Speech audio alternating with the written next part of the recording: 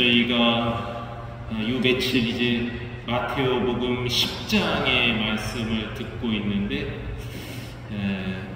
파견되는 제자들을 파견하는 그런 모습, 거기에 관한 설교 내용이 10장에 있고, 또 이번 주에는 첫 번째 독서로 호세아서를 쭉 들었습니다. 지난주에는 정의를 외치는 아모스 예언자의 이야기였고, 이번 주에는 구약성서 뒷부분에 나와 있는 12개의 소예언서라고 하는데 작은 이런 예언서들이 쭉 나오는데, 그 중에 첫 번째 자리에 있는 호세아서를 듣습니다.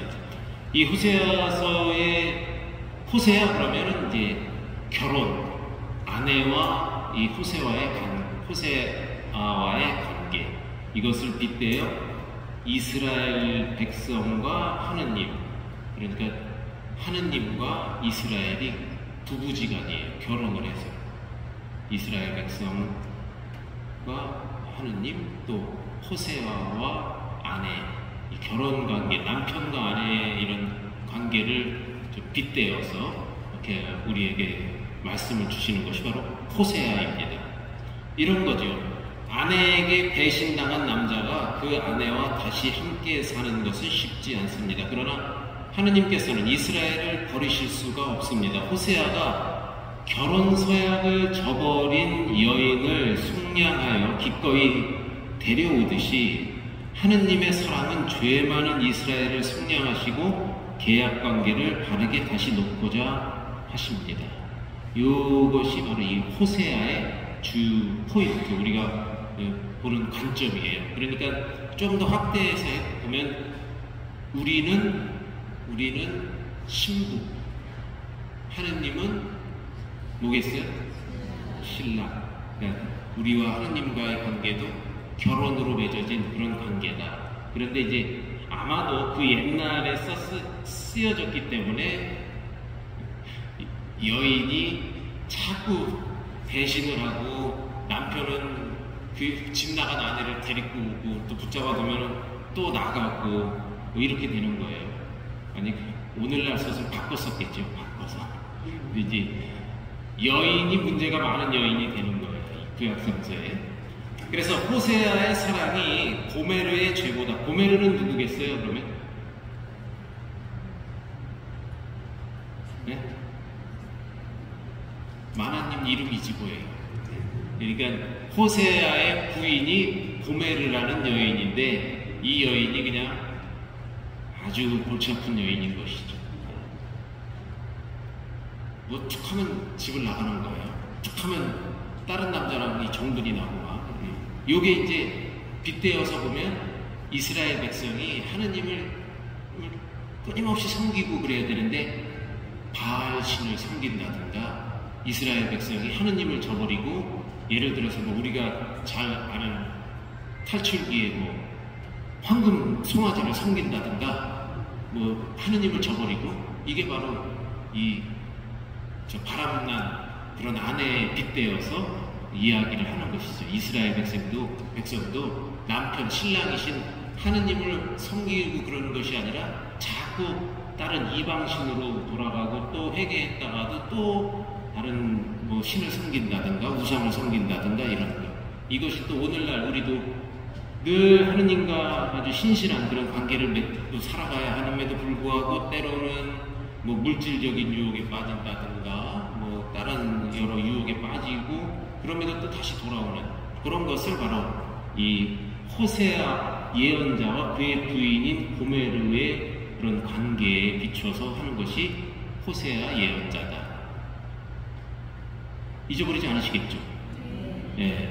요 호세아 그러면 결혼, 그리고 그 부인 고메르, 또 이스라엘과 하느님, 이 결혼 관계, 이렇게 묵상하실 수가 있습니다. 하느님의 사랑은, 그러니까 신랑의 사랑은 끝이 없다. 끝없이 아내를 사랑한다. 너희 하느님 야훼께 돌아오라고 호소하시며 당신께 돌아오는 자를 무조건 용서하시는 하느님이십니다. 하느님의 편에서 볼 때 우리가 죄에 떨어지는 것보다도 더 가슴 아픈 일은 그 죄 속에서 헤어나오지 못하는 것이죠.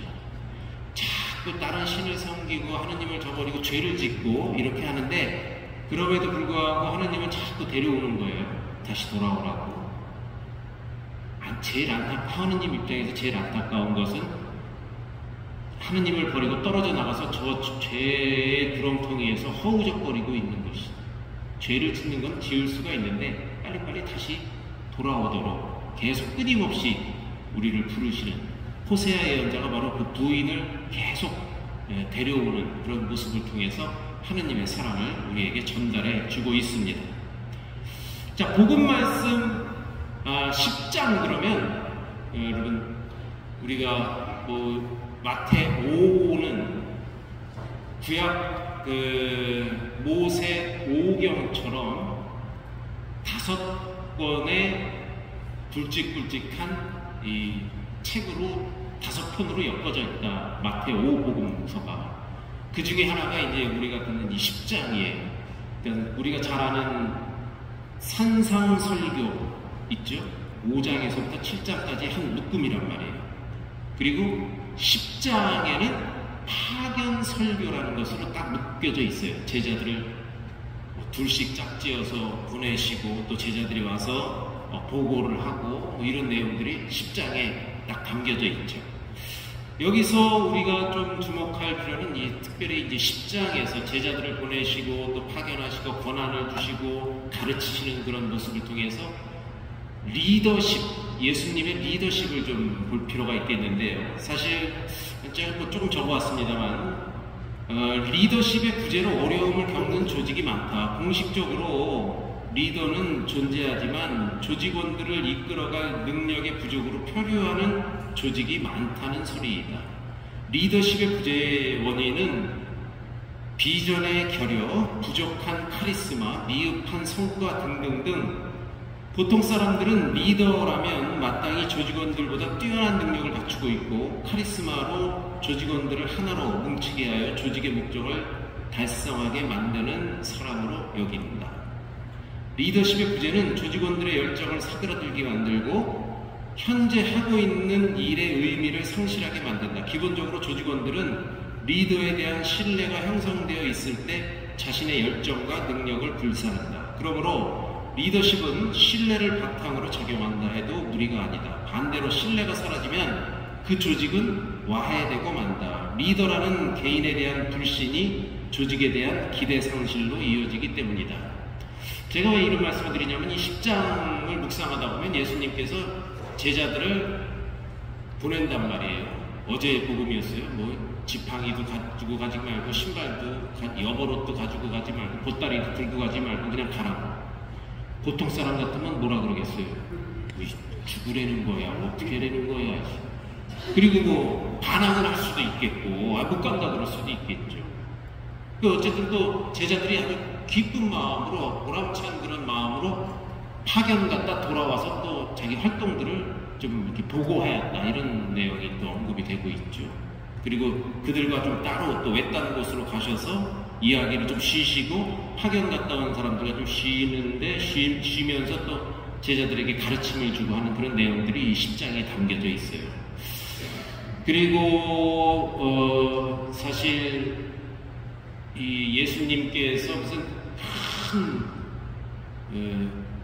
권력과 어떤 재력을 갖고 있으면서 이 제자들을 그냥 아주 잘 먹이고 뭘 많이 선물을 주고, 오늘날로 따지면 월급도 주고 보너스도 주고 그러면서 뭘 파견하고 일을 시키고, 이런 내용은 등장하지 않지만 제자들이 그래도 예수님을 아주 열심히 따른 것처럼 이렇게 보여집니다. 그 리더에 대한 순종하는 그런 모습, 그리고 그 가르침을 열심히 배우는 그런 모습들이 보여지는 것이죠.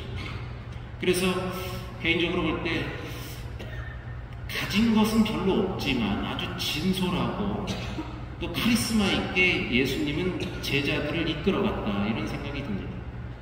이 자리에 아마 구역장님도 계실 거고, 레지오 단장님도 계실 거고, 집에서 가정에서 그래도 좀 막강한 권력을 휘두르고 계신 엄마들도 계실 거고, 나름대로 이 포지션들이 있죠. 물론 저도 제가 이 만수일동에 제일 책임자로서 또 리더로서 무한한 어떤 책임감과 부담감도 꽤 많이 갖고 있죠.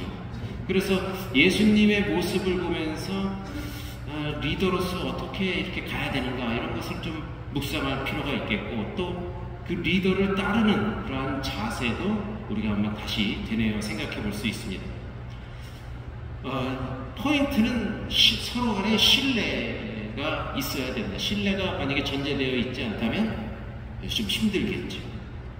대체로 불신은 리더의 기만에서 시작되는데, 조직원들이 리더를 향한 신뢰가 리더 개인의 기만적인 행위로 인해서 불신으로 바뀌어 버린다는 말입니다. 결국 리더의 몰락은 신뢰했던 기만적 행위가 자리를 잡고 있다는 것이죠. 그러므로 리더는 자기 기만을 경계해야 합니다. 자신을 속이는 자는 결국 모든 사람을 속이게 마련이죠. 뒤집어 말하자면 자신에게 신실한 사람은 모든 사람에게 신실하다. 신뢰는 신실함에 기반을 둔다.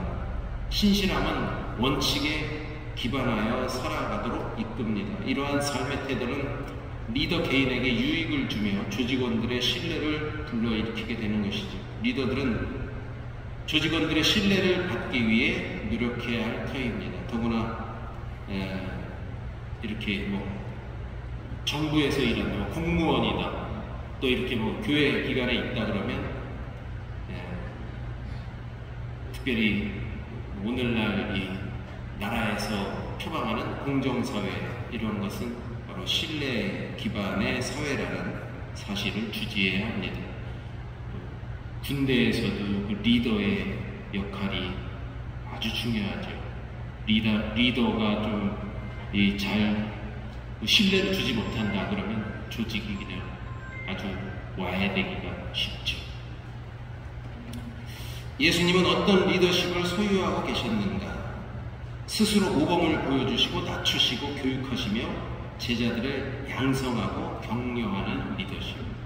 그러니까 본인뿐만 아니라 후배까지도 양성시키는 그러한 리더의 모습을 볼 수 있습니다. 그것이 바로 어찌 보면 12제자를 이 10장에서 파견, 실습을 보내고 또 어떻게 했나 보고도 받고 하는 그런 모습에서도 나타나죠. 12사도를 뽑으시고 그들을 파견하시며 당부하시는 말씀이 오늘의 복음 내용입니다. 바로 10장 파견 설교의 내용이죠. 나는 이제 양들을 이리떼 가운데로 보내는 것처럼 너희를 보낸다. 그러므로 뱀처럼 슬기롭고 비둘기처럼 순박하게 되어라. 교우 여러분, 어디에선가 나도 리더의 자리에 서 있습니다. 신념과 용기를 전하는 나 자신이기를, 또한 우리도 이 세상에 파견된 하느님의 제자들임을 기억해야 하겠습니다.